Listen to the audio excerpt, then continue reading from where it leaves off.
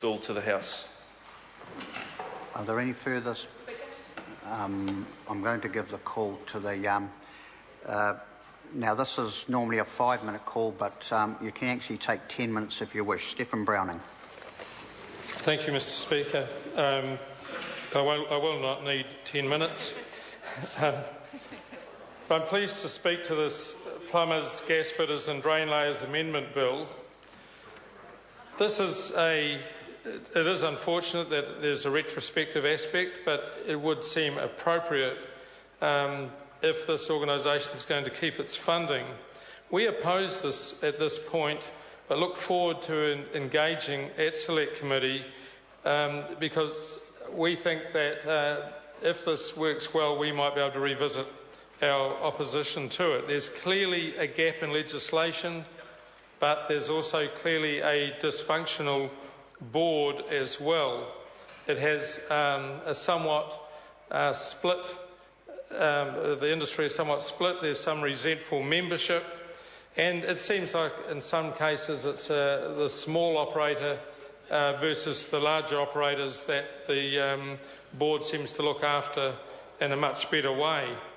And this might be an opportunity for some amendments that can send signals around the functionality of that sector. There's the membership, of course, but there's also outliers that practice still under a mate's ticket or registration. And in some respects, the board and maybe some of this legislation has helped drive that. There are part-timers or tradespeople that are working a range of different skills that aren't just drain layers, for example, or plumbers.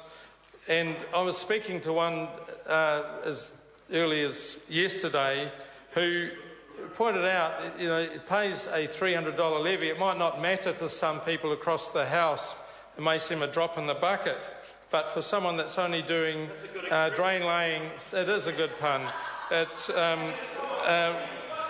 it's only working occasionally, but is still very skilled, and then they have to travel, and then they have to pay on top of that a further $380 to do the refreshers to brush up for the registration.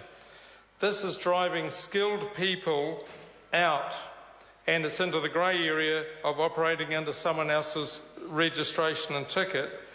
The board, in keeping its, let's call it, disputed funds, will need to look, and I dare say they are listening, and I'm hoping they are listening to the debates that go on through this rather shortened process. They need to better reflect on what they need for the whole industry, be fairly introspective, make sure they are not operating with conflicts of interest, and look after New Zealand in total by looking after all the tradespeople, so that we can have good tradespeople that are able to afford to retain their registration and be kept up to date at an affordable rate, and so that everyone in the community can benefit.